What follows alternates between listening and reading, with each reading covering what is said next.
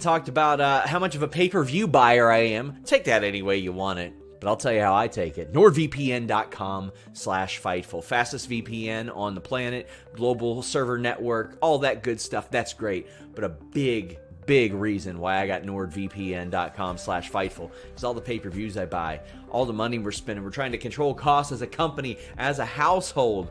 You can get those UFC pay-per-views at a fraction of the price you're paying here in America. Plus, you can get all kinds of great content that you wouldn't normally see thanks to those services as well. Shows that are on overseas services, things that you want to watch a little bit early so you get on that UK time and watch them. Being able to change the interfaces of things like the WWE Network. Maybe you don't like Peacock, anything like that. NordVPN.com/Fightful gives you that ability while having the fastest VPN on the planet. Also, you just get so much more out of your internet experience with NordVPN.com/Fightful. Subscribe to Fight and AEW Plus. Watch AEW without commercials. Watch bare knuckle boxing. Watch UFC pay-per-views, boxing pay-per-views at the rates they're getting over in the UK. Change your virtual location with just one click. And hey, if you need any help using it, they got that 24/7 tech support. NordVPN.com/Fightful. What's up, you guys? Sean Ross Sapp. Welcome to Fightful. It is April 6, 2024. It's WrestleMania Night 1. I'm relatively fresh off the plane. Fresh, again, very relative term. I'm exhausted. It's been a long week. We've been on the scene in Philadelphia covering the show. Denise is there. Reg, Phil, Iridian, Riccicino, Kate. We got all kinds of people there on the scene. So I'm rocking solo tonight. However, I've passed along a link if any of them want to give a bit of a live recounting of how things happened. We'll be talking about that as well as all the happenings for WrestleMania Night 1. All of the exclusive news that you're going to want as reported on FightfulSelect.com. Myself and Corey Brennan with the help of Rob Wilkins. Thank you to him for helping piece together some of these articles. Have been just, we've been putting out news all week on FightfulSelect.com. Check it out. The best $5 in the business. That's where the majority of the wrestling news comes from these days. FightfulSelect.com. In addition to a great Discord, I'm going to be over there a whole lot more than Twitter immediately. It's already started this week. So we're talking WrestleMania. We're going to talk another news story that I just got messaged about, and if it actually unfolds within the hour as suggested to me, we'll be talking about it, but it'd be pretty wild. It'd be pretty wild if it did, but you'll know what I'm talking about if and when it happens. Guys, leave a thumbs up on this video. Subscribe. If you're new to Fightful, we're here almost every night. Raw, SmackDown, NXT, TNA, ROH, my gosh, AEW Dynamite and Collision. We've got so many different shows. Not only do we have the best paywalled content, we have more free content than any wrestling website that has ever existed. So welcome. Please join us. We have a great community here, and we are very, very excited to hang out with so many of you, talk some pro wrestling. Leave a thumbs up on this video. Leave a comment if you're watching after the fact. It would mean an awful lot. And I want to go ahead and thank our great moderators, especially Luis, who is in the chat, making sure that all these super chats, humper chats, are accumulated and accrued. And I also want to thank our wonderful sponsor right here, FOCO. The greatest event in all of sports entertainment is back. If you're looking to bring your favorite WWE superstars to your living room, we've got the perfect items to snag. FOCO launched their XL bobbleheads of Seth Rollins, Roman Reigns, and Cody Rhodes earlier today in Fightful, as you covered. Right here, I have Shawn Michaels, Stone Cold Steve Austin, Jake the Snake Roberts. I did a contest on my Twitter today to guess the entrance time, and I'm going to send out one of these to a lucky winner. However, you click the link in our bio. Be sure to use the code FIGHTFUL10. That's FIGHTFUL10 at checkout. Receive 10% off your order at checkout on in-stock bobbleheads on their website. We're so proud to have FOCO as the official wrestling collectible company as our exclusive bobblehead sponsorship for Mania weekend. FOCO is the leading manufacturer of sports and entertainment merchandise, celebrating more than 20 years in the industry. Company's always growing their product lines, and it includes apparel, accessories, toys, collectibles, novelty items, and more. It's licensed with the NFL, MLB, NBA, NHL, NASCAR, MLS, And of course, WWE. Make sure you click the link in our description and grab your officially licensed WWE bobbleheads now and find your fandom with FOCO. Guys, we will work on getting slow mode on. It should have been there already. Luis, I hate to tell you, I can't log in and do that from here, but I believe in you. I think our team is going to have this one covered. I think they'll do all right. Let's talk about WrestleMania. Oh my God. What a show, what a weekend. And tomorrow is going to be pretty newsworthy by the looks of it. At least as predicted. The common line of thinking is, well, whoever wins tonight loses tomorrow, etc. But I'm excited to see what this means. It seemed like this week there was a real establishment of, hey, this is a new era. This is completely different. This is something. This is a change from what we have seen in years past in WWE. This is not Vince's WWE. We had a report on FightfulSelect.com about how excited everybody was for a Vinceless WrestleMania. And I can tell you the energy in the city was definitely one of positivity. Just Mask Does Wrestling says, God, that crowd was horrible. Well, Just Mask Does Wrestling. I'm not going to fault them. It was frigid there. Trey Sherman says, happy my Julia prediction was mostly true. Just need that Rossi WWE announcement. I wouldn't doubt that announcement at all. It wouldn't surprise me. But yeah, Julia.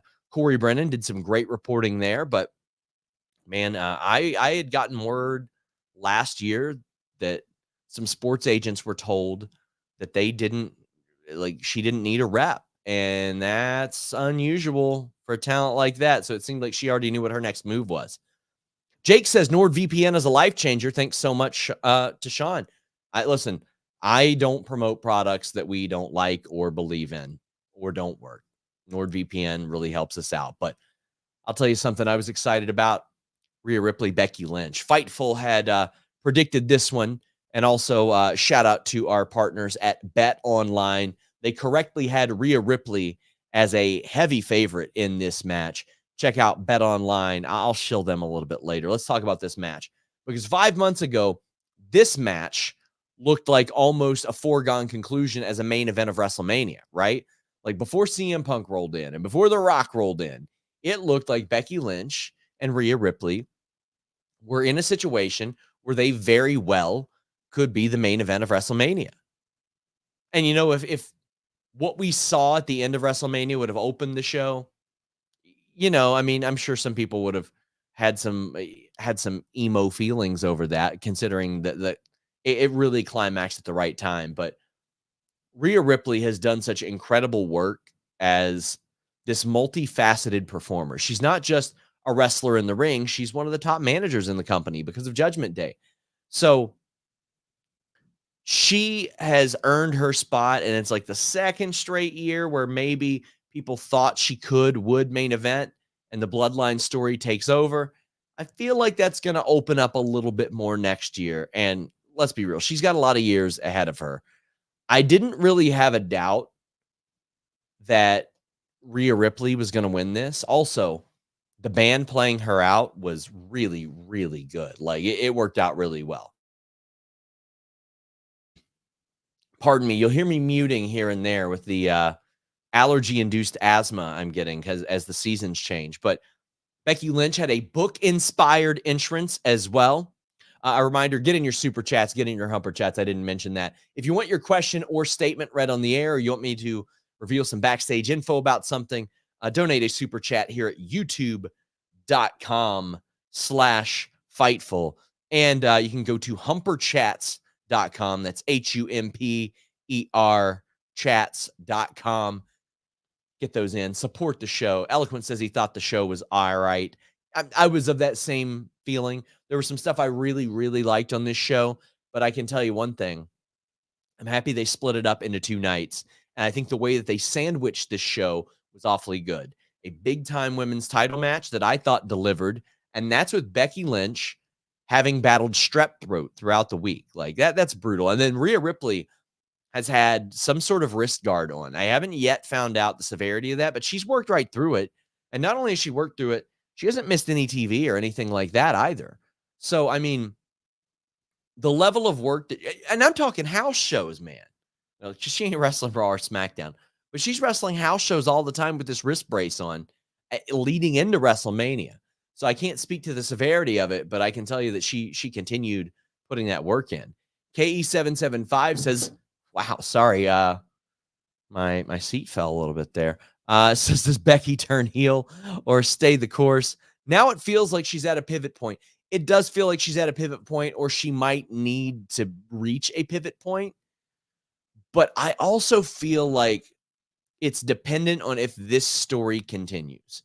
If for some reason they continue this, as opposed to going with the option that is right there, which is Liv Morgan versus Rhea Ripley, because there were a lot of people saying put Liv in the match, etc. I don't think that would have fit necessarily, because I think they were setting that up for after this, because there is a natural story for Liv and Rhea Ripley. However, Becky and what she does next, I think, is dependent on the attitude that we're going to see out of her, and if there is a pivot point. Because if she continues with Rhea Ripley, well, I think Rhea Ripley's just going to continue to get cheered, and I don't know how it continues after a clean loss like that. And listen, you could not tell that Becky Lynch was sick here. Becky Lynch has been on the best run of her in-ring career since she returned from since being a mother. It's been an unbelievable run, and she keeps killing it. I love the Riptide spot into the corner as well. I'm a big fan of the prison trap, the gorilla clutch. I liked her. I liked Rhea doing the body scissors off of that too. That was a great thing where the wrestling audience is conditioned to see the prism trap, but they're not conditioned to see it altered or anything like that. That's like why when Jericho does the walls of Jericho and then he turns it into the lion tamer, people go, "Ooh, okay, a little bit different than what we've seen before." And I think that that's important to do as you evolve, as people kind of get used to what you do. We saw Becky going for the manhandle slam off the middle rope as well. But I mean, Rhea continues to deliver at a main event level. Becky always delivers at a main event level as well. And this is a match that before Survivor Series, I was sold on being a main event. And I think it is a main event quality match. It's just the unfortunate scenario of, Punk comes back, The Rock comes back, and they don't get their main event. Love to hear your guys' thoughts on this. When or who could you see Rhea Ripley main eventing against? Because Bianca Belair is a common sense one. If Jade happens to like really take to the ring in WWE style, perhaps her. But Bianca is the one that makes an awful lot of sense right now, especially if they can heat her up big time, which I've got great things to say about that match. I'll tell you something else I have great things to say about this ladder match. I want to hear your guys' favorite spots. Let me know your favorite spots of this match, because this was insane. But before we get into that, by the way, Awesome Truth were favored to win this in the Bet Online odds. The interesting thing about this opening it up was a lot of people were going, okay, is this how they split the titles? And they sort of mentioned that on Raw, but it was in one of those, okay, will they things? And then they did. And Austin Theory, Grayson Waller ended up winning a set. But I'm getting ahead of myself. Let me talk about another thing that I like that WWE has done, besides just the incredible production in general. The set looked great. Visually, it looks great. I know a lot of you don't like the ads on the mats and stuff like that, but listen, it's a very smart business move to do that and to do the ringside stuff. I think we're going to see people painted up like NASCAR eventually. It's about making money for them, and that's what they're going to do. However, Pretty Deadly are a type of act that you want your casual fans to see. And, we hear a lot about the fabled casual fan. I hate to tell you, the casual fan is not watching Raw, is not watching SmackDown. They're watching WrestleMania, though. all kinds of people watch WrestleMania. And you want an act like Pretty Deadly featured to those people because they'll look at them and go, oh, those guys are funny. Those guys are charming. Those guys are charismatic. So they had Pretty Deadly running down the list of teams. And I thought that was great. Like, I mean, I can tell you that I went to wrestling shows with a couple of friends of mine who are casual wrestling fans, and one of them really, really took to Pretty Deadly. So I'm not really that surprised. Not really that surprised. But I also liked how they worked JD McDonough in this because JD, even though he's not the featured player in Judgment Day, and he's probably fifth on their depth chart as far as what they put him on importance on Raw, he still worked his ass off, man. He's still killing it. And he's still a part of that group. And he was a big part of R-Truth continuing to get over. And I don't think that can be understated.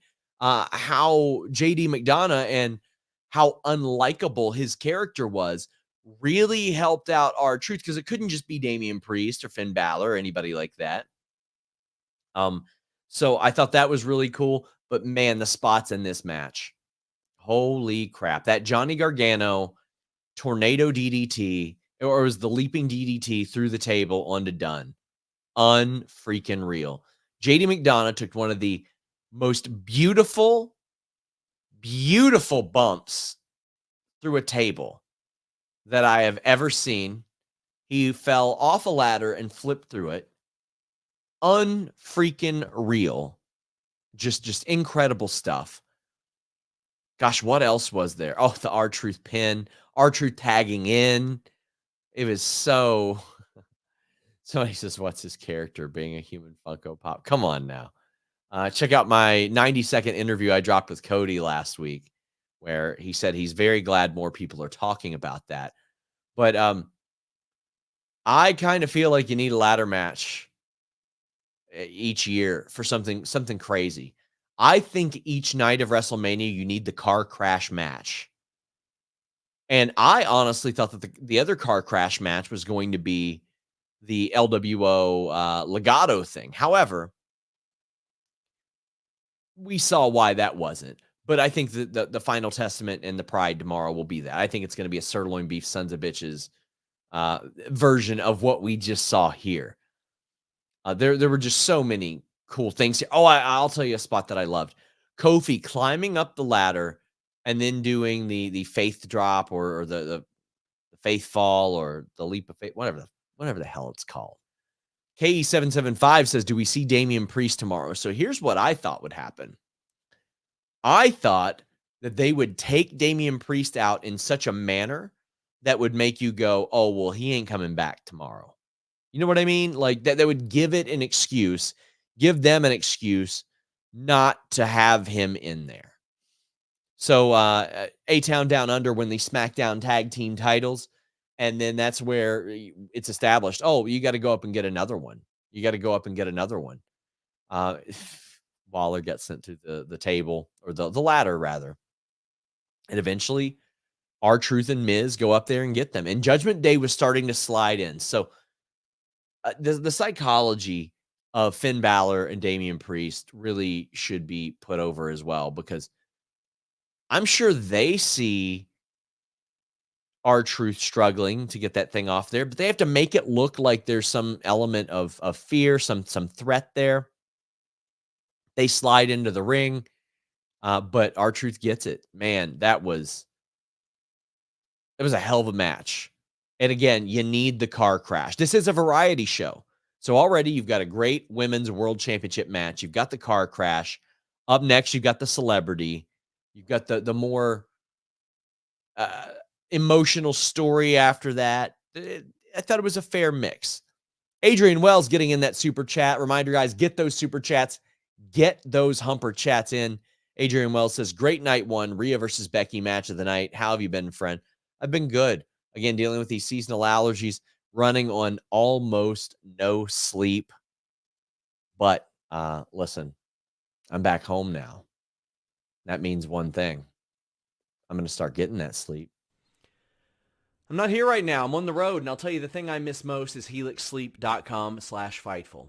When I do travel, I'm always worried about the night's sleep I'm going to get, but I don't have to worry about that at home. A few years ago, before there was a HelixSleep.com/Fightful, I went to Helix Sleep. I was tired of the mattress I was sleeping on, and I got matched up to the right one for me at HelixSleep.com. And now we've partnered with them for HelixSleep.com/Fightful. You take a quick quiz. You don't have to go into a mattress store. They will match up the right one for you with their 14 unique mattress models. I went from just being able to sleep on my back to also being able to sleep on my side, which goes such a long way in keeping you asleep, making sure that you're rested, and your personalized mattress is shipped straight to your door free of charge. There's a 100-night risk-free trial. So if you don't like it for some reason, you're getting a full refund and they'll come pick it up for you. And now they're offering up to $350 off all mattress orders at HelixSleep.com/Fightful and 2 free pillows for our listeners. Go to HelixSleep.com/Fightful. This is their best offer yet. It won't last long. With Helix, better sleep starts now. Contrary to that ad read, I am actually here. I mean, that studio is right there, but that's one that I had set up for when we're on the road. I'm not going to make you sit through a completely different one, though, even though I messed up and ran the wrong one. Drodesy says, sponsors and production of the show was awesome. They're getting very creative about how they integrate them. And I mean, what we haven't seen, at least in recent months, is like, the Mountain Dew Pitch Black and the zombie stuff, like the ones that affect the quality of the show. You know what I mean?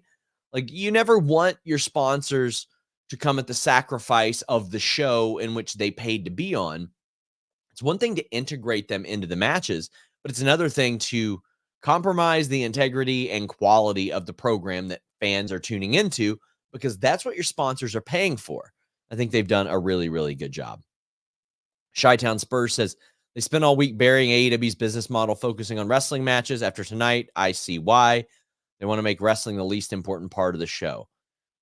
Listen, I really, really enjoy WWE these days, and I generally really enjoy AEW, and I enjoy them in much different ways. And that's it. There are things that I don't like about WWE. There's things I don't like about AEW. I wish they'd turn up the damn lights in AEW so you could see more. You could see the crowd. You could do that. I think that WWE does sometimes put too much of a focus on the promo and the entrance as opposed to in-ring. But you know what? We got a variety. We got a lot of choices. We got a lot of options right now. A lot of stuff that there's something for everyone.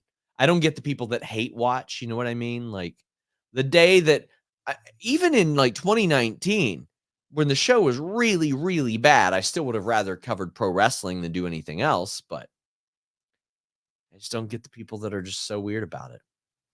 Gorilla Press, my good friend, man, it was so great to see you today. It was so great to see you today.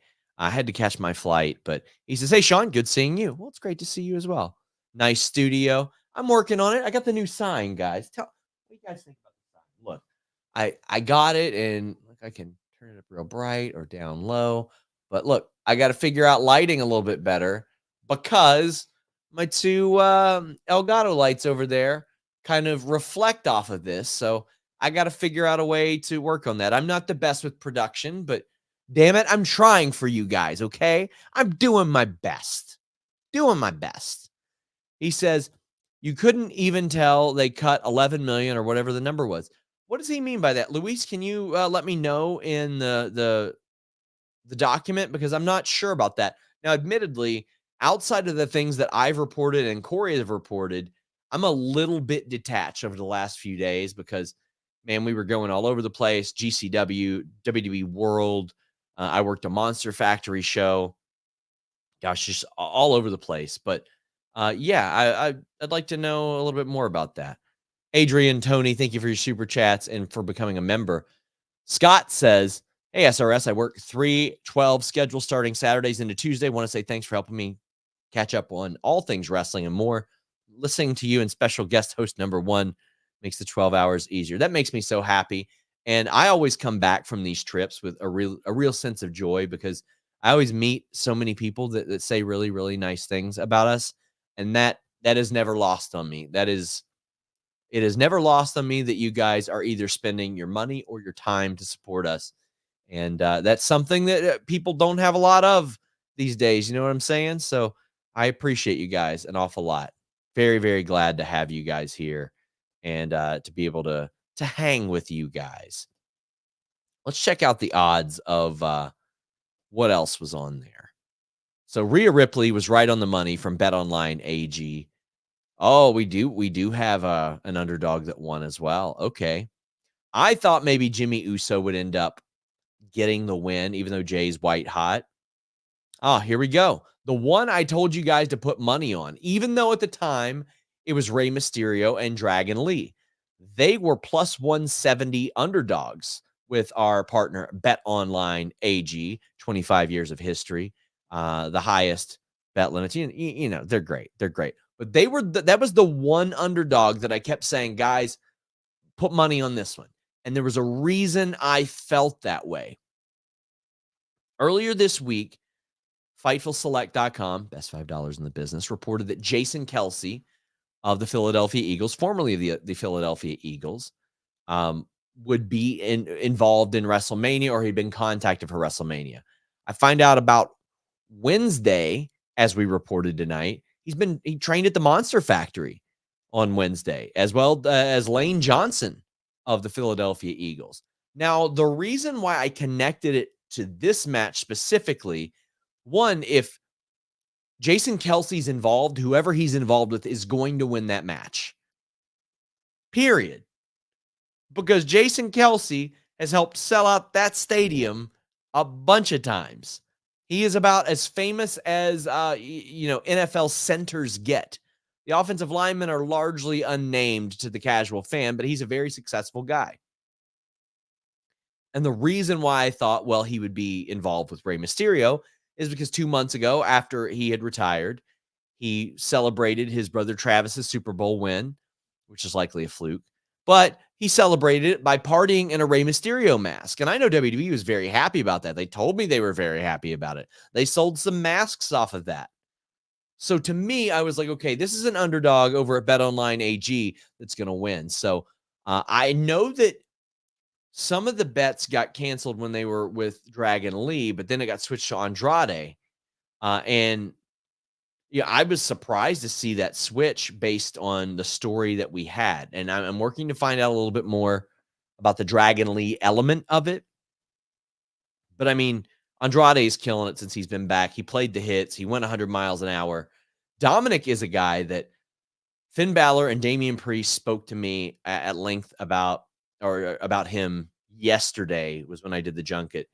And they're like, he went from being Rey Mysterio's son, and now Rey Mysterio is Dominik's father. And I thought that was a wonderful thing to say.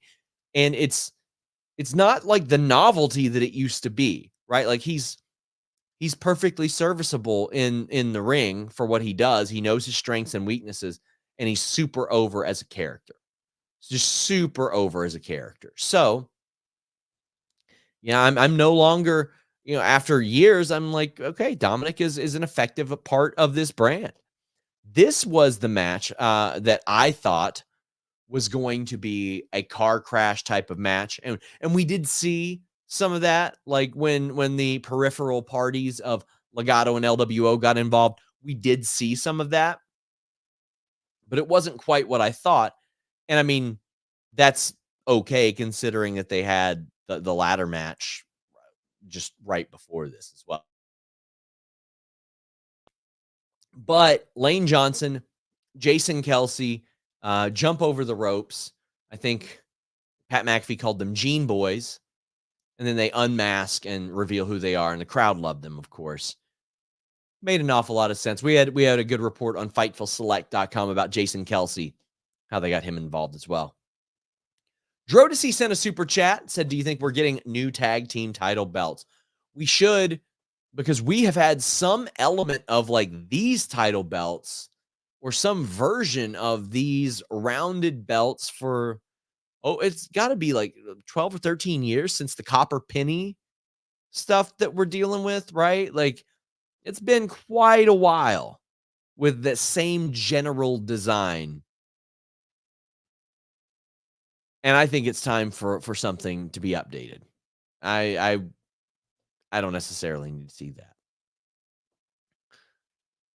We've got a super chat saying Tony Storm would have been a star in this era of WWE. Yeah, I think so too. Just Marquis says, my honest opinion, the show was inconsistent. I found that there was a lack of speed and energy in some matches, mostly due to the crowd.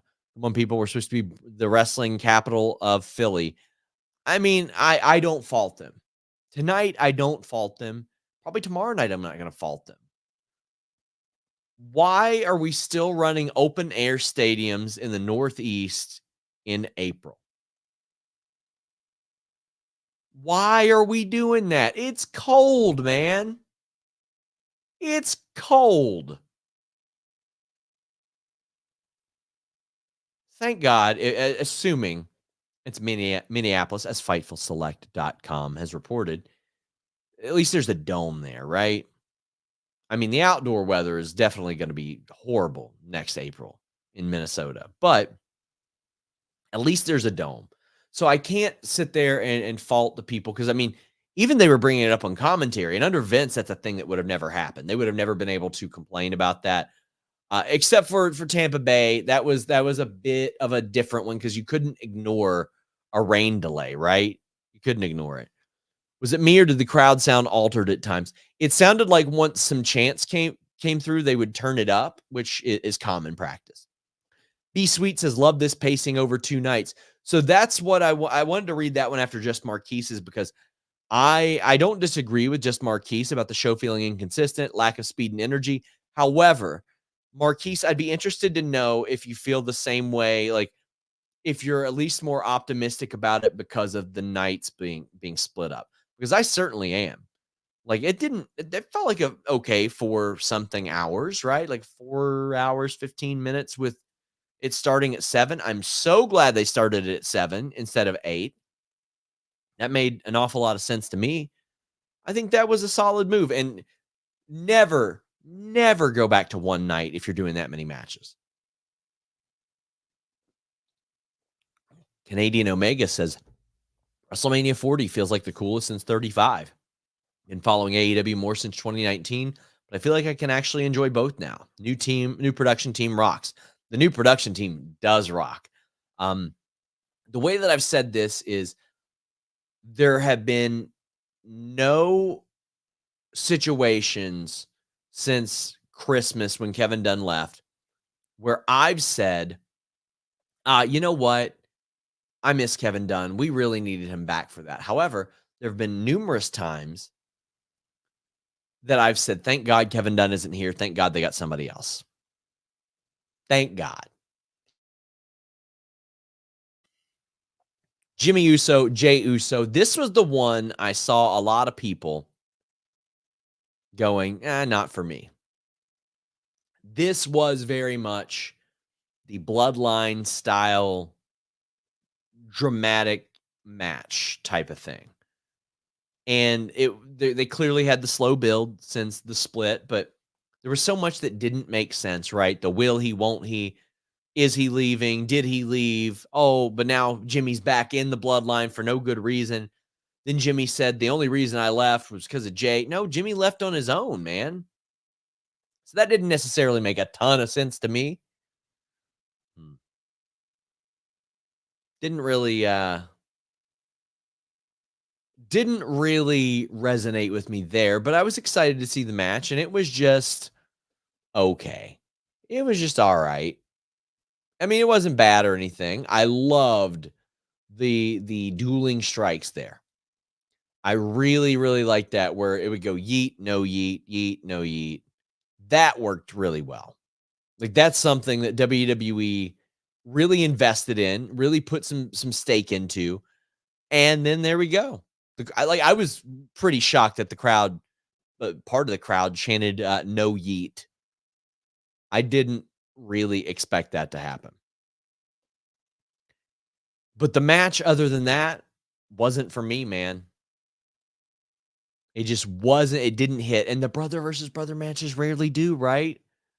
Matt and Jeff didn't quite get there.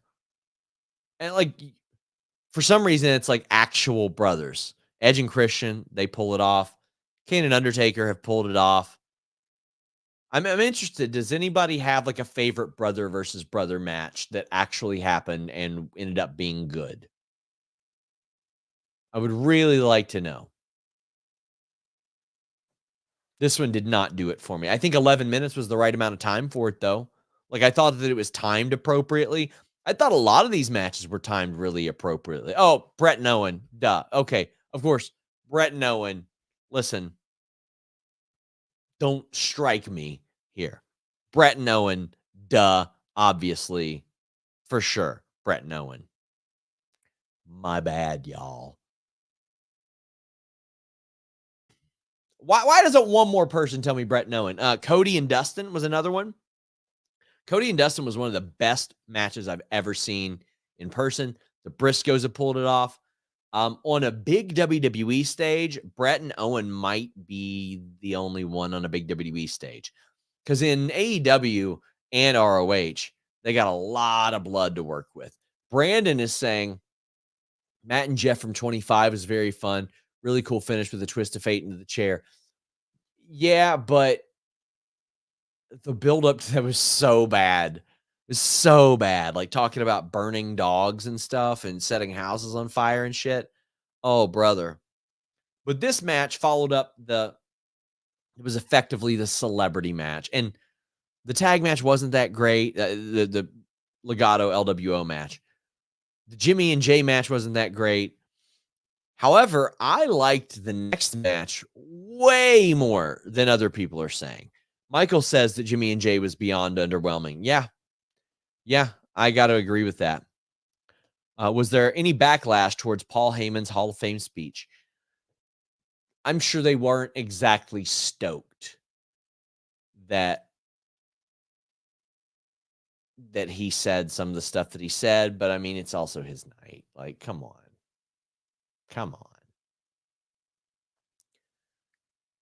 What else do we got? Luis, please give me an update on that, on the scheduling of that story I was talking about earlier. I mean, maybe we go live again later. Leave a thumbs up on this video, guys. We would greatly appreciate you guys. Again, I want to shout out our great partners at Bet Online. We've gotten all of our odds from Bet Online ever. And then last year, I was like, I got to work with these guys. These are the dudes that I want to be in business with. And let's take a look at their lines. They correctly had Roman Reigns and The Rock as heavy favorites. Rhea Ripley was a heavy favorite over Becky Lynch. You got Jey Uso beating Jimmy Uso. They were right there as well. But for everybody saying, as everybody's looking in the chat, listen, if it goes unedited, you guys will see it tonight. But Bianca, Jade, Naomi, also big favorites from Bet Online. But there were a couple underdogs that won. Sami Zayn and then Rey Mysterio as well. Like when people say, oh, you can bet on wrestling? Hell yeah, you can bet on wrestling. Bet Online AG. They have been trusted for over 25 years. They have the highest credit card acceptance. They've got all kinds of games. Plus, you can bet on any sport. Now, we want you to bet responsibly and only bet what you can. MLB, NCAA, UFC. Not only that, they've got Blackjack, Plinko, Rush. They got all kinds of stuff. You can also compare their competitors right there on the site, and their payouts happen in minutes. Check them out. Bet Online AG. So now we're looking at WrestleMania, where I had told you guys, you know what? Bet Rey Mysterio. Bet Rey Mysterio. People are saying, what is the big news? I didn't say, listen, stop putting words in my mouth. I can't just be like anything without people. Well, let me give you an example. I said there would be something. Somebody asked is anything surprising going to happen on Dynamite? And I said, yeah, I heard of at least one thing that seems like it's going to happen. It was the Trent Beretta turn. They've been together for years. And then when that happened, people are like, that was it? That was it? Well, my God, guys, not everything is going to be CM Punk. I didn't tease shit twice. Somebody's sitting here saying, you teased it twice. It's got to be something. It is something. It is something if it happens. Because I got a random ass text message about this. And here's what I'll say. I can't possibly believe that this would really happen. But if it does, boy, would it be entertaining.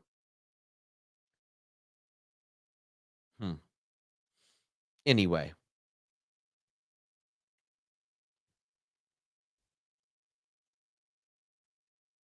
What do we got? Somebody said, but you said you might go live again. Well, I mean, if it's interesting enough, I don't know. I don't know, guys. Listen, stop cyberbullying me, guys. Stop doing it. Stop it. Have you no shame? No. Somebody's saying someone just told Sean Cody's losing tomorrow. That is not the case. I don't know any of the results for tomorrow. Sincerely, I don't. I'll tell you guys this. If this week comes and goes and this thing isn't real, I'll tell you guys what it was. There you go. It'd just be something that I'd be surprised if it actually happens. God almighty. I love you guys. I really do.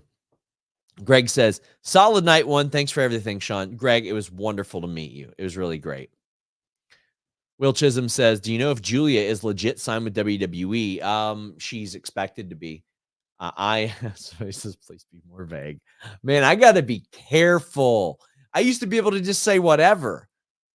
Now I don't say stuff and people misrepresent it. But do I know if Julia is legit signed with WWE? We're working on that. Corey Brennan's working on it as well. It says, I know other talent left Stardom to work with Rossi. What does that mean if Rossi works for WWE or maybe worked with WWE? So I want to clarify that because when Rossi was on his way out of Stardom, I had actually heard that was coming a couple days before. And the people that I talked to in AEW were of the belief that Rossi was going to work with WWE in some capacity. Now, I can tell you that they at least believed it was like some sort of creative capacity. And I just haven't heard that. Now, I wouldn't doubt that there could be like a feeder system or something like that. But I wouldn't be surprised to see Rossi in some, and I would imagine Rossi probably also worked out the deal for Julia, although I don't have that confirmed. I don't have that completely confirmed. People saying MJF, no, MJF is with AEW. He's with AEW, unless somehow he got a release, which I highly doubt that they would do. He is an integral part of their roster. And I think he really likes it there as well.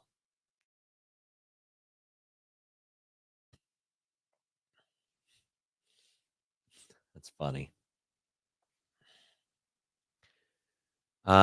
Should I just keep dropping hints? I'm not gonna. Jade Cargill, Bianca Belair, and Naomi defeated Damage Control. So this one was a slam dunk. They were the biggest favorites on the entire show from BetOnline AG. And the reason is, one, Bianca is like Mrs. WrestleMania.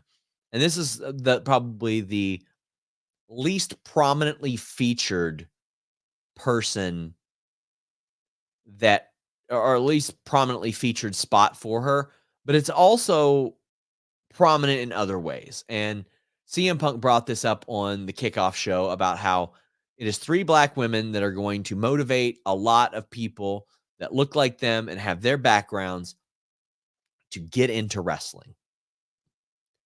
And Big E, man, I loved it because he was like, let's also show some respect to Jazz and Jacqueline and people who paved the way. God, I love that, man. Big E is a great dude. And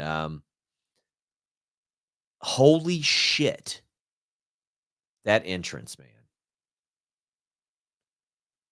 That entrance was so breathtaking, so great.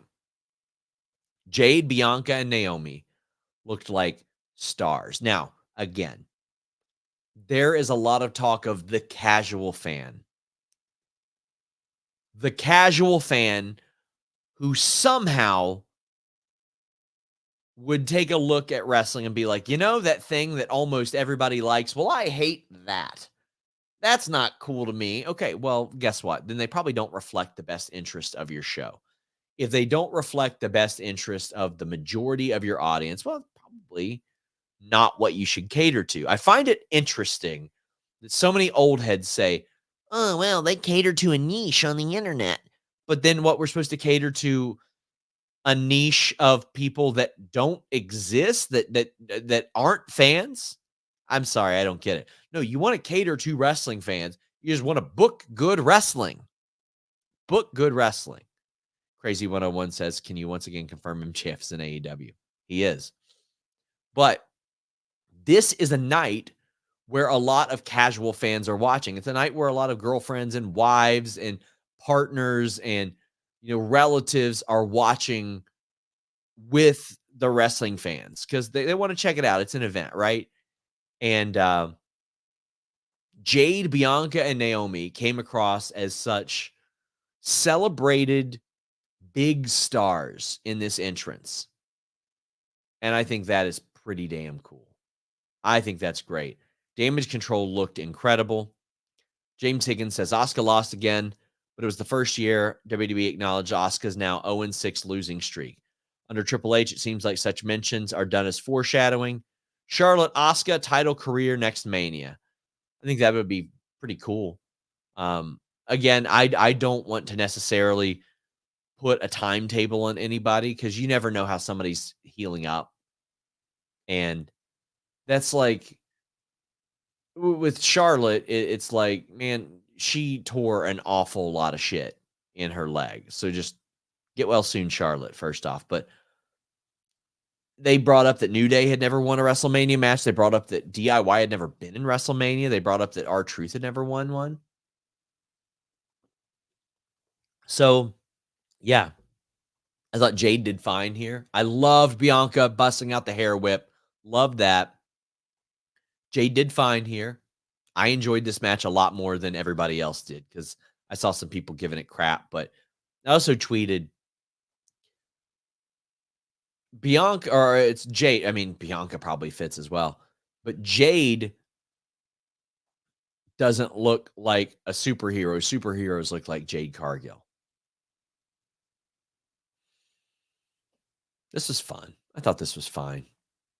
Reminder, guys, leave a thumbs up on this video. If you're watching after the fact, leave a nice comment. Also, if you want to help us and you don't feel like subscribing or going to Fightful Select, we've got audio platforms everywhere. Apple, Amazon, all that good stuff. If you wouldn't mind, leave us a nice 5-star review. That helps us out a lot.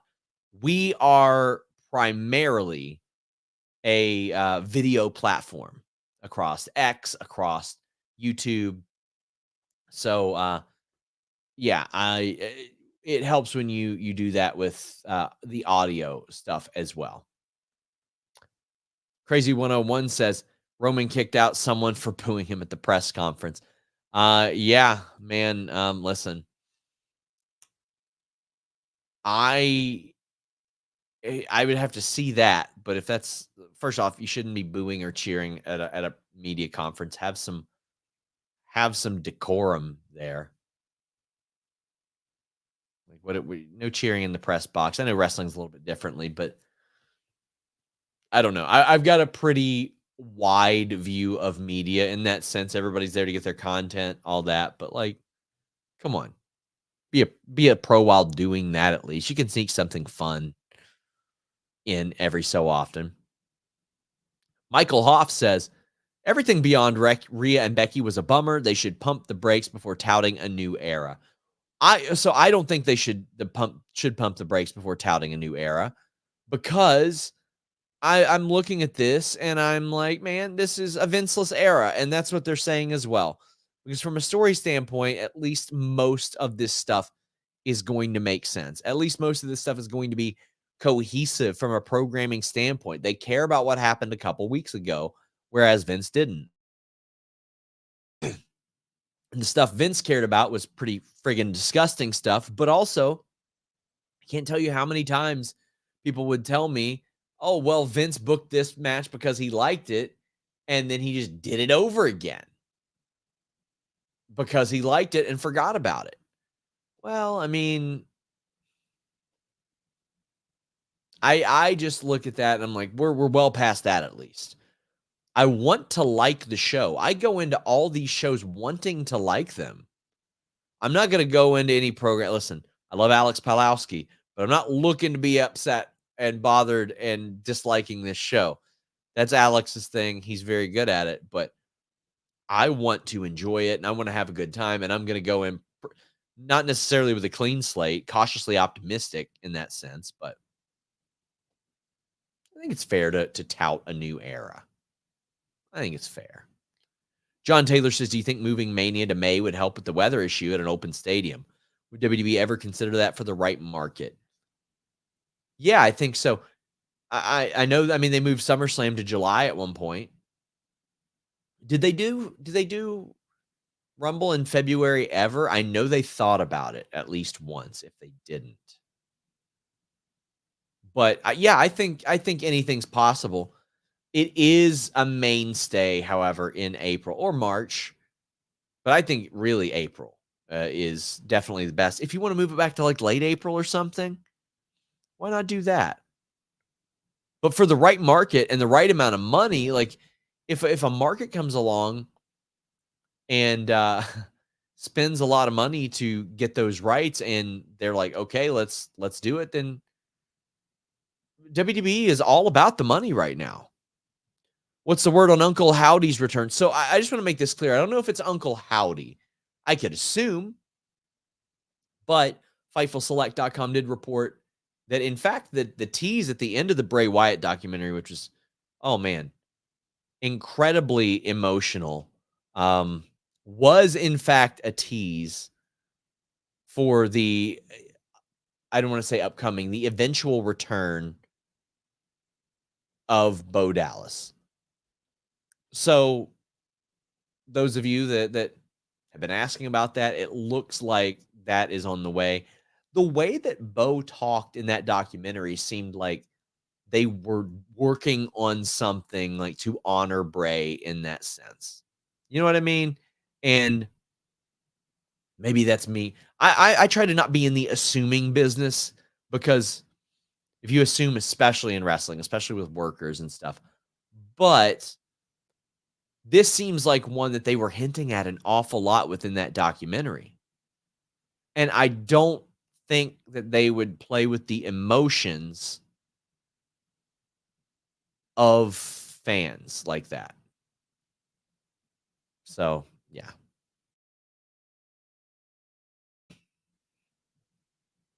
Have you heard anything about Motor City Machine Guns? I know there was some interest in AEW, or I don't want to say from AEW. There were some pitches internally, all that. But, you know,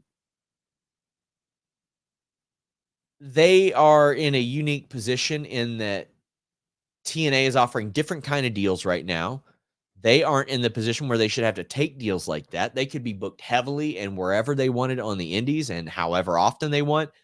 If they wanted to work full time in Orlando at the PC, they'd probably have that option as well.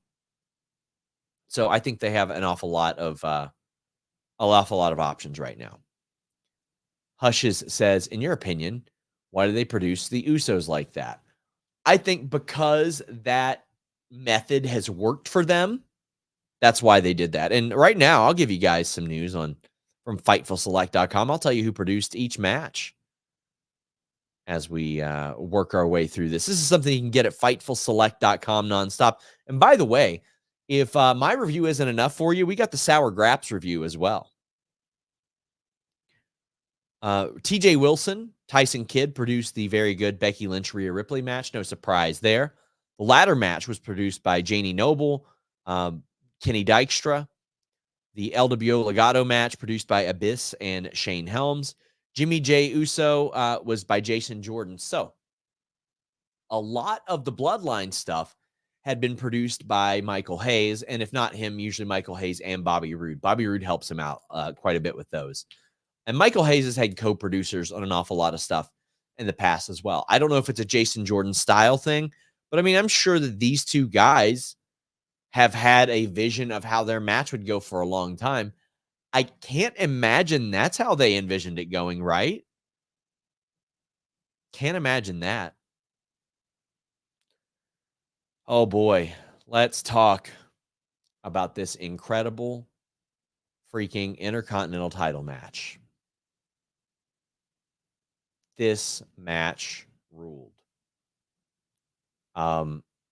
It was emotional. It was special. It was hard hitting. It was what it needed to be. And it had what it needed to have. And I can tell you something else that you need to have. You know, Fightful and BlueChew have been at it a long time. Maybe you've been at it a long time. Maybe you're lacking that motivation. Maybe you're lacking that confidence. You don't think you have what you once had. BlueChew is here to get you there. BlueChew.com and the code FIGHTFUL. You'll get your first shipment free. Of what? Well, it's a chewable tablet that has the same ingredients as Viagra and Cialis, so it gets your performance ready to go. It's prescribed online. It ships straight to your door. You do an online consultation, and if approved, you'll be back to that main event level performance. Sometimes it's not even about performance. It's about that confidence. And BlueChew is going to make sure that you have that. BlueChew and the code FIGHTFUL. Your first shipment free. You just pay $5 shipping. What is there to lose? BlueChew.com and the code FIGHTFUL. Oh my God, Sami Zayn beat Gunther. How many days was the reign, Luis? Can you let me know in our document, please, my friend? Sami Zayn defeated Gunther. We see his wife and child. We see Chad Gable, who I think is going to get a little jealous of him and eventually attack him. As Just Marquis says, is he a transitional champ for Gable? I think they're going to feud. But my God, Sami Zayn gets another WrestleMania moment, and I think it's a good one. Now, I understand there are a lot of people that say right result, wrong person, like Gable should have won, but I think that's what the catalyst for Gable to gain some sort of edge is. I think that that's the catalyst for him to really finally show something that we haven't seen out of him. He gets all those comparisons to Kurt Angle, but we haven't seen the crazy Chad Gable quite yet. And I think this could push him over the edge. Could have been his, it should have been me. And, you know, he can sit there and say, well, you can't beat Gunther. I know that. But, bro, Gable couldn't beat him either. He had his shot. And I hope that's what Sami eventually says to him. Like, no, you couldn't beat him. I did. What a match. What a match. Ganial says, Gunther wins Money in the Bank surely after tonight. SRS, you rock. I don't even think that man needs to win Money in the Bank. Because I don't think that man would want to win that way. Nothing about his character or personality has screamed Money in the Bank guy. Now, I get it. I understand it's completely legal within the context of kayfabe and pro wrestling and all that stuff. But he has always been a competition guy and a dude that is like, I want to face you straight up and handle this shit. So if Cody wins tomorrow night, I think Gunther is an initial challenger, assuming he is on Raw and SmackDown, or a challenger to Seth. Eventually, they got to revisit that 2023 Royal Rumble finish, right? Where Gunther, the heel, made it all the way to the end, and Seth or Cody Rhodes, number 30, the baby face, and he had basically a full match, but Gunther's worn down. It was such a phenomenal dynamic. And I feel like they will eventually revisit that story. Maybe that'll be a big one. Maybe that will be a big one. Stephen Harden said, do you see Gunther now getting into the world title picture and possibly winning it in Germany? I would definitely imagine him being in the world title picture in a number of the European shows that they've got. I think that guy's the perfect pro wrestler. And I thought that Sami Zayn was a perfect opponent, a perfect underdog opponent. And like, to me, what I told Gunther when I spoke with him was, everything he says and does, I believe. Every chop, I believe. Every move, I believe. Every promo, I believe. When he tells Imperium, well, you better start winning, I believe that. Whenever he says that somebody gave him a run for his money, I believe that. Parker Hines says, I could see Gunther RVD his money in the bank at Berlin. Yeah, I could see that as well. I could certainly see that as well. Sideshow Bo says, I'm probably in the minority, but I didn't love the Gunther-Sami match. Gunther looked dumb, constantly distracting himself with Sami's wife and not getting the job done. Okay, so I looked at that. That's sort of his WrestleMania. That's sort of his pageantry. That's his stepping out and, spreading the wings and doing all that he doesn't necessarily do for WrestleMania. You know what I mean? Like, he doesn't get necessarily the crazy entrance or anything like that. He loves to talk his shit, but specifically here, he's doing it a little bit more. It's his big night. Maybe I'm just reading too much into that. Joe says, not surprised Gunther dropped to Sami. It was a phenomenal match. I think that they'll put the world heavyweight title on him in Berlin. I could definitely see that. Man, him and Drew in that situation would be good too. But I think he is the perfect foil for Cody. Because I imagine if Roman Reigns loses to Cody, like, that is the guy that we can immediately pose as a threat. And honestly, if Gunther won it 1 month later, I wouldn't hate it. Crazy 101 says, for the thing, do you know if it's positive or negative? Guys, listen, y'all got to stop. What is the % chance you have another live tonight? I don't know. I'm not the one who has the power to put this out there, because it's either an it will or it won't thing. That's it. I mean, sorry. Listen, what I'm not going to do is deal with people bitching at me about being vague when this is like the only thing I've been vague about, like, in the last year or two. For the thing, is it positive or negative? It depends on who you'll ask. Depends on who you'd ask.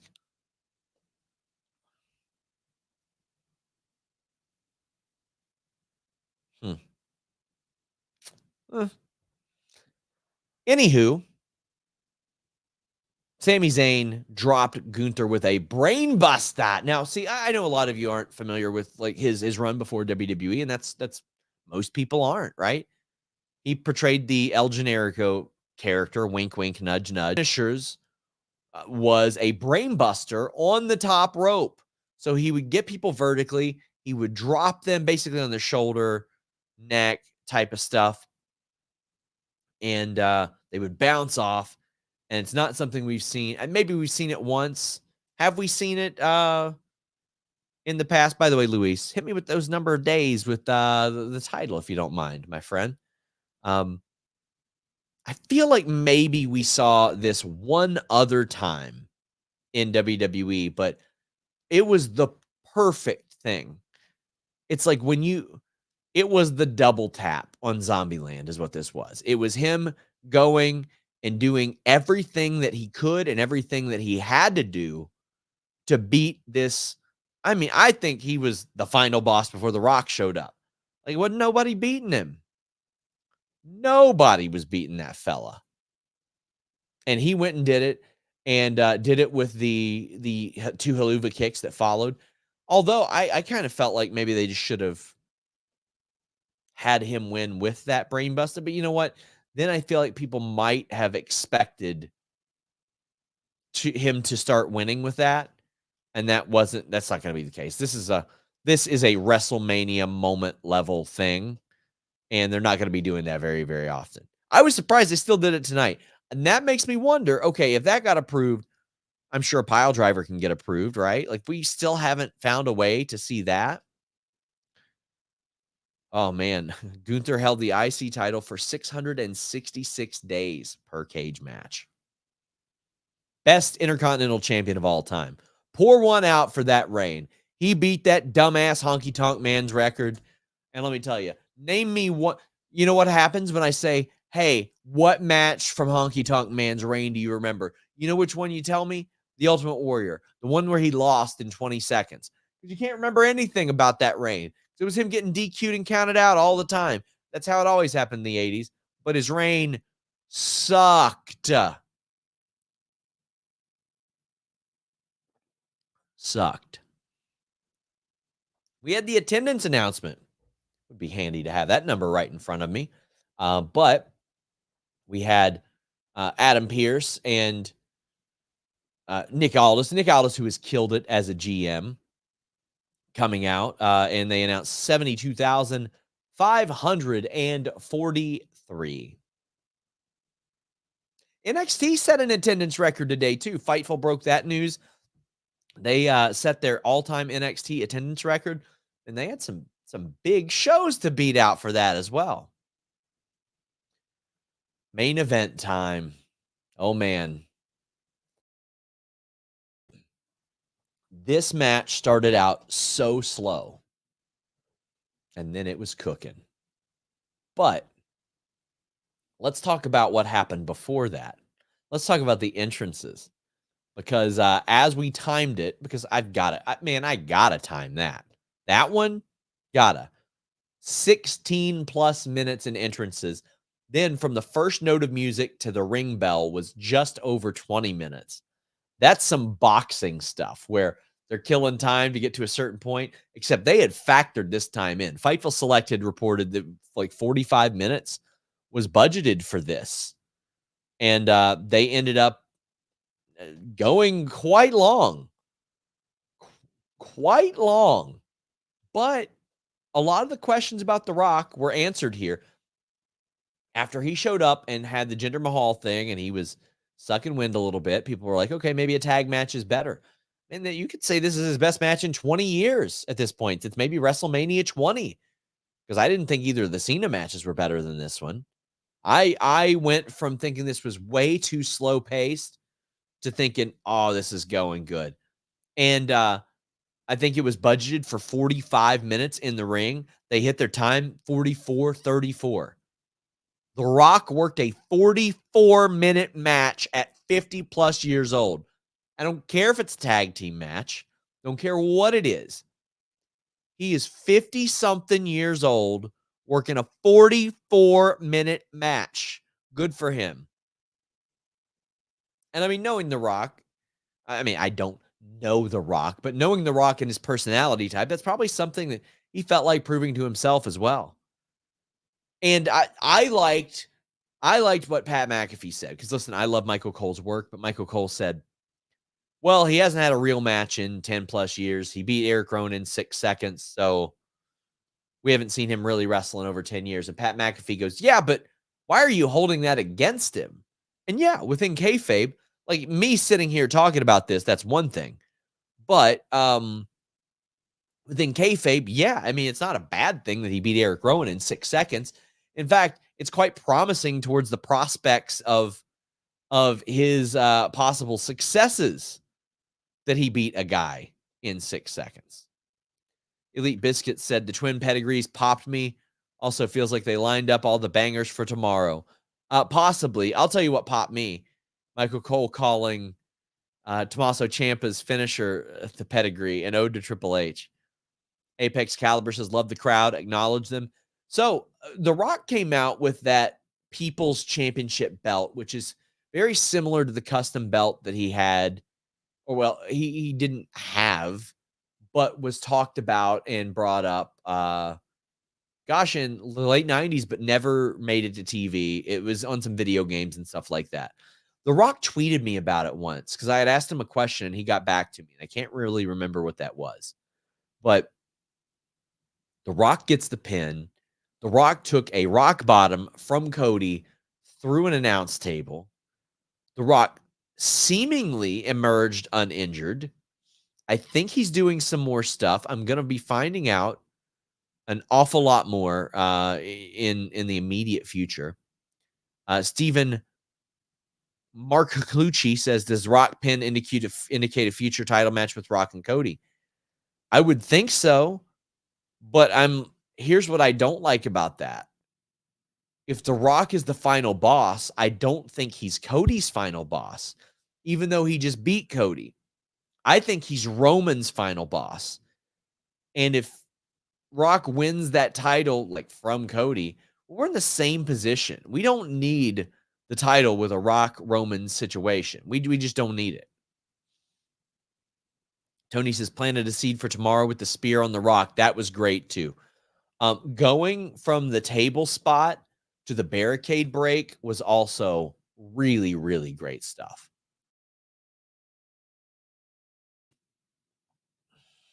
James Travis says, love that WWE is finally calling it pro wrestling, as do I.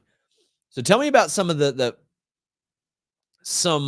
the things that you guys are really liking about this match and this angle so far, and what you guys got. Man, we still got a bunch of super chats, humper chats from this one. Tony, we've got a chat saying they're setting up for Roman to win, unpredictable, and says we are getting more Bloodline members tomorrow. Now we do have Luis saying that Dwayne is saying to expect surprises tomorrow on the presser. Okay. I don't know if like Jacob Fatu is necessarily the way to go there, or Tama Tonga. Hopefully the crowd knows them and pops for them if they were to come in. But surprises for who? Surprises from who? Pat says, with Seth likely taking back-to-back losses, contract news. Haven't heard of an update yet, but I will be asking. I'll probably try to ask about it midweek whenever everybody's kind of calmed down, relaxing a little bit. Was a really good show. Drew going to murder Seth tomorrow? Yeah, I think so. I think Drew beats the friggin' brakes off of Seth in that match, and it is a prove your point type of thing. Because one of the important parts I feel like of Drew's character is that he's not wrong. He's just not wrong about things.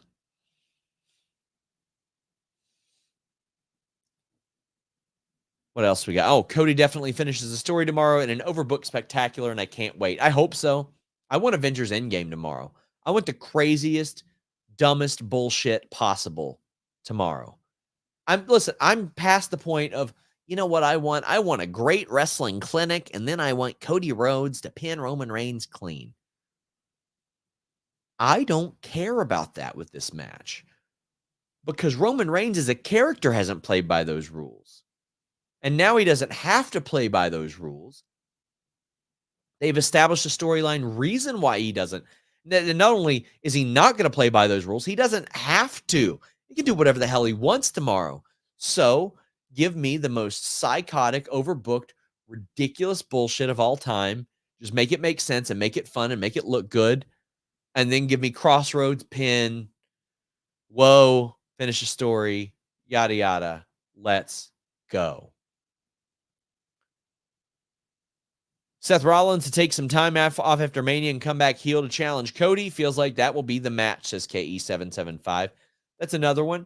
I mean, it's sometimes it's difficult to remember that because of Seth Rollins' integration into this story, that he was the guy that Cody faced 3 times to open up his WWE return, and faced him in the pec tear match as well. Cody with black hair tomorrow. I'd be surprised. Your thoughts on Cody getting booed? He only got booed because he broke up the people's elbow, which did end up beating him. Still calling Priest cashing in on Cody tomorrow. I think that'd be a bad way to end WrestleMania. Maybe on Monday he tries. SRS and all of the chat. What happens when Cody loses tomorrow? Then you have to imagine this ends only one way, career versus career. Well, that ain't happening. That ain't happening. Unless, I mean, listen, if they can keep The Rock, Cody, and Roman around, they're going to do that. Daniel says, Philly is a different animal. Starting to think if Cody wins, they turn on him and get booed. Possible? No. I mean, okay. Possible? Yeah, it's possible. Is it going to happen? No, I don't think so.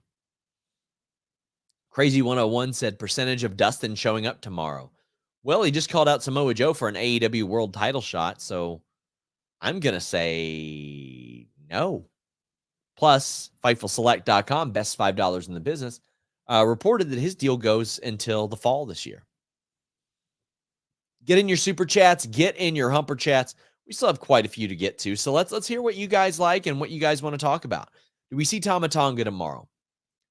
I wouldn't mind it, but you can't rely on your audience to know who that is because he's never been really exposed to a grand national audience.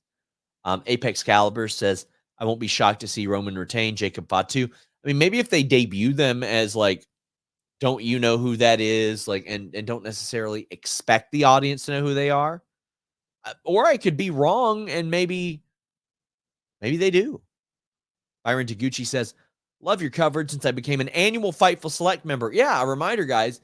If you don't want to pay $5 a month, you can pay $54 a year. Save yourself a little bit of money, and we greatly appreciate that.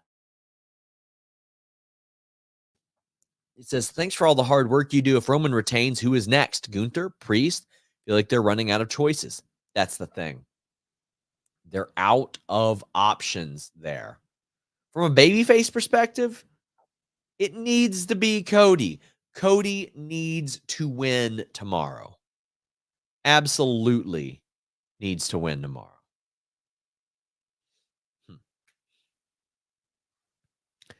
But you know what?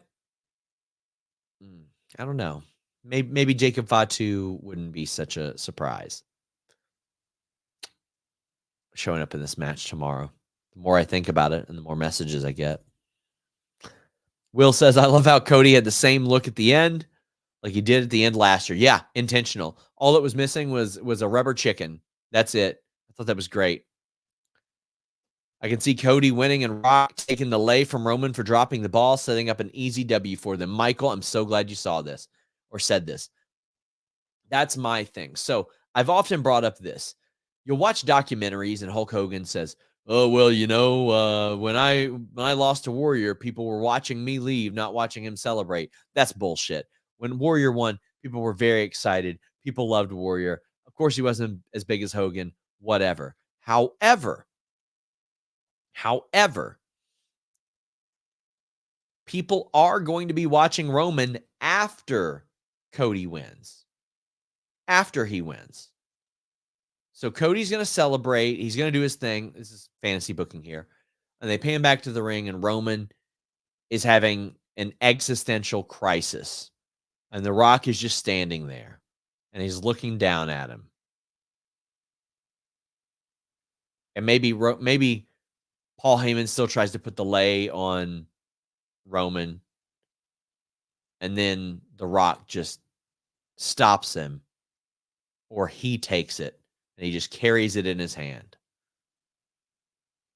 I will say this again. Rock and Roman do not need a championship. Their championship is head of the table, the tribal chief. And that is because of the work that they have done, that Jimmy and Jay did, that Solo has done, Paul Heyman, and then the work that Rosie, Jamal, Umaga, Samu, Fatu, Yokozuna, Rikishi, everybody in their family has done for decades and decades and decades. That title is very important. Taco Biter says, I'd love to see Night 2 be Cody thanking Roman for lifting the rules on him. He says, you've got family, but you've also got a lot of enemies as well. Out comes Seth and the entire locker room dressed in Shield garb. Surround the ring, force a 1v1. I think that'd be cool. Sage says, if Drew wins, does that likely mean a new contract is signed? Would they give him a short reign if not? I had heard a couple weeks ago he hadn't signed. So I would imagine if not, they've got the Scotland show, June? They could work something out there. I mean, I think he wants to stay. I mean, I would if I saw the type of booking that they were doing. My God. Like, they're very clearly got some confidence in him. If Roman wins, we sigh, says Just Mask. That's great. Corey David says, not NXT looking real promising. Oba is the future. Yeah, he is fantastic. Vic says, Rock says you failed. I acknowledge you, gave you every advantage, and you failed. That's how I see it going. I agree, Vic. I think that's a slapper. I'll tell you a slapper. Our dude Trey Cash dropping a $100 super chat. Thank you, my friend. He says, Sean, not gonna lie, I'm one of those who want to see Roman retain, but after Cody got pinned, it's almost a foregone conclusion he's winning tomorrow. You think Roman will really step away like he said in his doc? And I always appreciate you. Well, thank you, Trey. I always appreciate you. You're very generous. We are largely publicly funded. We don't make a lot of money on clicks or shit like that. It is subscriptions, donations, and sponsors. And that goes a long way. Thank you so much, Trey. Sincerely. I think Roman might like be absent. Maybe the Rock's around here and there. And in absence, the Rock sort of takes over the bloodline and has them do his bidding for him and that type of thing. And then Rock or Roman maybe pops back up around SummerSlam, starts a program with somebody. Because I think, didn't he tell McAfee he's going to be around for a while? I believe that's what he had said. So I think it's possible that he's absent for a while, but he's not always, he's often kind of absent for a while. Am I right? I'll ask our moderator, Luis, to check the Humper chats just one more time. I'll give you guys the last opportunity. Get your super chats, get your Humper chats in. I'd love to know what you guys thought of the first night of WrestleMania. Now, I see a lot of people saying that Pat did say that Roman's still battling his leukemia. Well, yeah, he's always going to. Always going to. He's still on potent medication. Potent medication, from what I understand. Leave a thumbs up on this video, guys. Man, it has been a long week. It's been an exhausting one. Oh, man. Jordan Scott says, Naomi, Jade, and Bianca as a trio is such a look. You call them bad, baddie, and the baddest. Not bad. You got me, you son of a bitch. After that ending shot of Cody, I'm more sure that he's winning, overcoming all the shenanigans. I hope so, brother. I hope so, brother. Guys, listen, if I need to go live again for any reason, tonight I will. I'll do it in my other studio right over there. I want to say thank you to everybody that I met this week. It was really great. Thank you to those of you who came to the Monster Factory. I managed Shaza McKenzie this past week. We didn't win. I haven't won since I came back. Okay. Well, hold on one second. Here we go. I'm waiting for Luis to type it out. They announced that the Young Bucks will show the footage from All In for the first time. That's what I heard. Y'all want to hang around for a few more minutes? Yeah. What the fuck I'm talking about, brother. Isn't that shit insane? Now, there's going to be a lot of discourse about this. I'm going to have some more on Fightful Select when I can. But listen, I was killing time during this show to see if this would actually happen. I had a contact near WBD, and actually I had a person who's not even in the business that's like, man, Tony's wild for this one. I don't know if he'd want me to say his name. He just texts me. He knows who he is. And now they're like, it's got to be some Bucks BS bit. There's no way they're showing the legit footage. When I started to ask about this immediately tonight, when I got that message, they at least seemed to be intimating that it wasn't a troll. At least immediately. Now, I don't know, but I'll tell you this. They do have the footage. The footage exists. I can't say that people in AEW have seen it because there's a lot of people I've talked to that I've asked, "Hey, have you seen the footage?" And they're like, "No," but it does exist. Jordan said that AEW said, "Oh, you want to talk shit? Bet."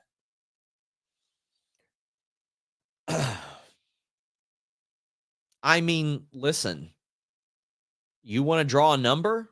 You do some crazy bullshit like this. You do some crazy bullshit like this. And I don't hate it. I don't love it because it's going to lead to an awful lot of toxicity, assuming that it is true. The footage is implied to be the all-in footage of CM Punk and Jack Perry. Now, I didn't see the segment. Does anybody want to tell me what the segment necessarily was? I would love to hear it. Actually, here we go. I'm gonna pull it up right now. I got somebody sending it to me. Yep. It is a graphic right here.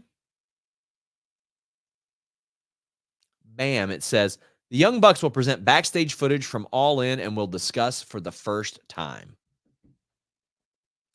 So I'm gonna tweet this, but yeah. Give me a moment to tweet this.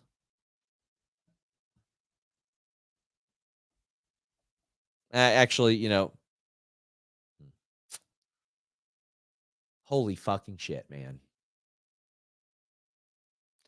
Now, there's no way that they think it makes Punk look good, right? Otherwise, they wouldn't run it. They wouldn't put it out there. And when I asked about Tony Khan's demeanor after the Punk interview, I was told, like, surprisingly chill. But I also know that AEW has long felt that they have, like, a pretty open and shut case in that situation if they ever wanted to pursue it legally. But what they decided to do was sever ties, move on. Right? I'm pretty sure everybody will be on a normal one. Yeah. Mike said they did exactly what SRS said they should do. You create buzz. You find out ways to create buzz based on the content and talent you have available. And they have that content available. So when I went on the air tonight, Punk says, is that even legal? I feel like it'll be a swerve. It is legal. Yes, it is completely legal. They do not need to have CM Punk under contract to show footage of him. Do I think they're trolling? I think there's a possibility they're trolling.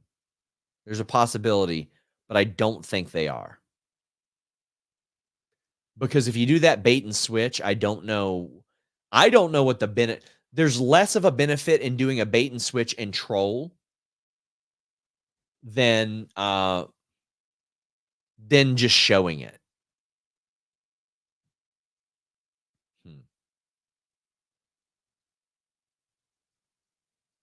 And I'm going to write a little bit about this on Fightful Select because I'm already getting messages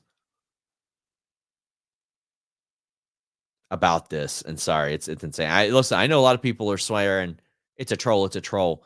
At least in the company, the people I'm talking to,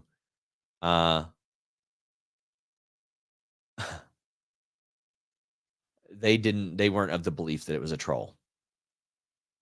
But that's why I came on the air and I said, we should know about it soon, but I couldn't believe that it would actually happen. And I apologize for the dead air. I'm stunned by this, right? Like, I mean, you guys saw the reaction in the chat. Like, what the hell? Holy shit. Will we ever get the brawl out footage? I highly doubt that. I don't know if there is brawl out footage. I'm not sure that there's brawl out footage. There's brawl in footage.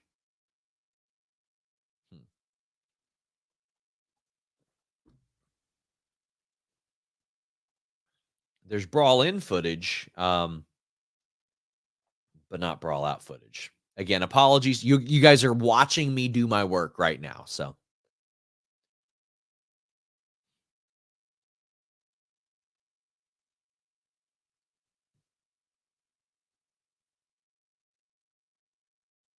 I'm so sorry for the dead air.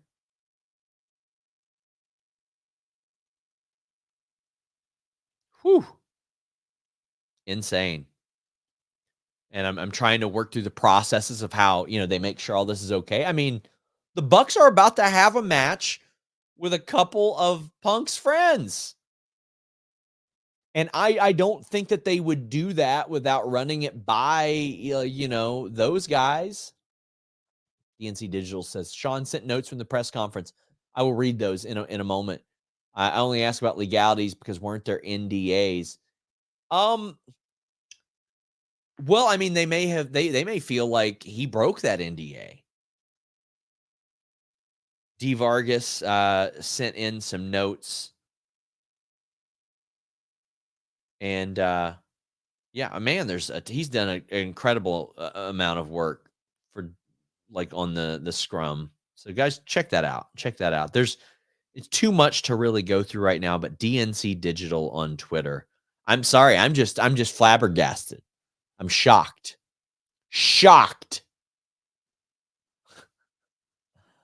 Unreal, man. Fucking wrestling. So I remember in 2019 when me and Denise first got on the air together, I was like, wow, new media deals. They're on Fox. One of the craziest years ever. Then 2020 happened and it was COVID and there were all these releases. Craziest year ever. 2021, all the Vince stuff and craziest year ever. Adam Cole and Bryan Danielson and CM Punk are switching and returning. 2022 it gets crazier. 2023 gets crazier. My God. Jacob Fatu had a replacement at GCW Clusterfuck. I would not be shocked if he signed with WWE. Not in the least now. Not after the last couple days. We are going to have significant updates. Okay. I'm going to say this, guys. It ain't a fucking troll.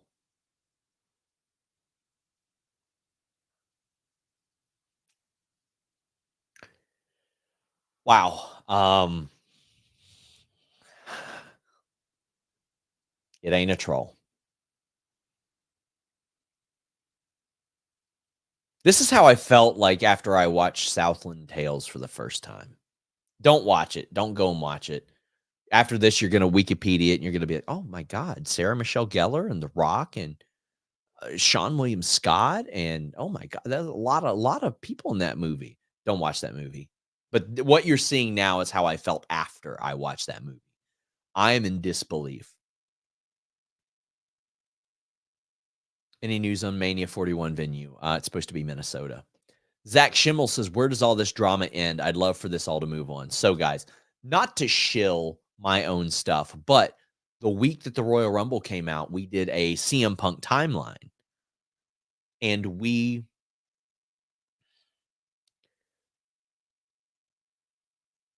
broke down how all the stuff that's still going on today all started at the Royal Rumble in 2014.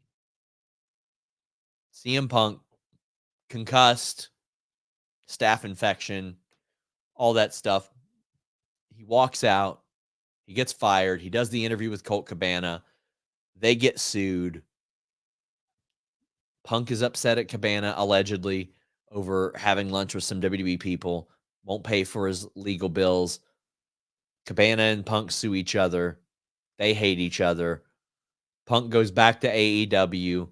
He and Colt Cabana have issues. Some people stick up for Colt. Some rumors get started about Punk and Colt, and it's a snowball. It all started at Royal Rumble 2014 and the disintegrating relationships around it. Pat says, this is why Fightful is the final boss of wrestling media. I did not expect this to happen. Does the graphic actually say it's CM Punk footage? No, it doesn't. But I've been hit with a pretty heavy, they don't false advertised. And Grindstone's right. It says, because there are people talking about defamation. It isn't defamation. It's footage. It's footage. Listen, it's okay. I know a lot of people didn't you don't go to broadcast school, and that's okay. You don't have to. But the legalities of this are pretty clear. Pretty clear. You're able to do this. Yeah. DNC Digital says there are 2 important ones I sent separately. Let me check that, DNC Digital.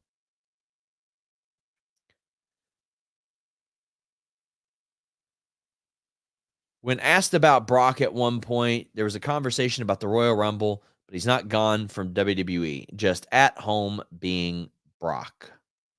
Also, who was it that said that his Hall of Fame ring has an insignia inside? Heyman said Triple H can decide what was in there. He won't reveal what it was, but it means a lot to him. That's nice. Crazy 101 says AEW got receipts. Boy, this is wild.